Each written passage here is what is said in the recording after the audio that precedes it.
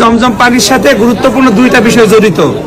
খেয়াল করবে, আমি জানি যে এই কথাটা আপনারা নতুন শুনতেছেন। এই জমজমের পানি আমরা জানি এটার মধ্যে খাবারও আছে এবং কি পানি পিপাসাও দূর হয়, এটা তো সবাই জানি আমরা। এই জমজমের পানির একটা দোয়া রাসূল শিখাইছেন, হে আল্লাহ আপনি উপকারী জ্ঞান দেন, প্রশস্ত রিজিক দেন এবং আপনি আমাদের সমস্ত রোগ ভালো করে দেন। এই দোয়াটাও আমরা জানি। এখানে একটা কথা আছে আমার, যখন বলবো যে আল্লাহ আপনি আমার রোগ ভালো করে দেন, সমস্ত রোগ, ওই ক্ষেত্রে নিয়ত করবো যে আল্লাহ আমার কলবের রোগ, ভিতরে যে দুষ্টমি করে গুনাহ করে যে রোগ করছি এটাও ভালো করে দেন, আমার শরীরের রোগও ভালো করে দেন। ঠিক আছে? তারপরে আরেকটা দোয়া, এই যে এইখানে রাসূল সাল্লাল্লাহু আলাইহি ওয়াসাল্লামের সিনা সাক করছে না, করছে কিনা আমরা জানি।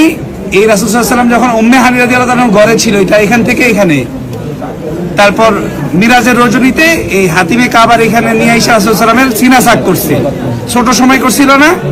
কোন পানি দিয়ে ধুইছিল বলেন তো? হাদিস শরীফের মধ্যে আসছে সিনা সাকের পরে রাসূলের কলব আবার জায়গা মতো স্থাপন করছে, দুইটা জিনিস দান করছে, একটা হচ্ছে ঈমান আর একটা হচ্ছে হিকমা। তার মানে এই জমজমের পানির সাথে ঈমান এবং হিকমাও লুকানো। বুঝতে পারতেছেন? তাহলে এইভাবে দোয়া করেন যে আল্লাহ উপকারী জ্ঞান দেন, প্রশস্ত রিজিক দেন, শরীরের ভিতরের কলবের রোগ এবং শরীরের রোগ ভালো করে দেন, ঈমান এবং হিকমা দান করেন। দোয়া দেখছেন পাওয়ার কত হবে এটার? এবার খান বিসমিল্লাহ বলে।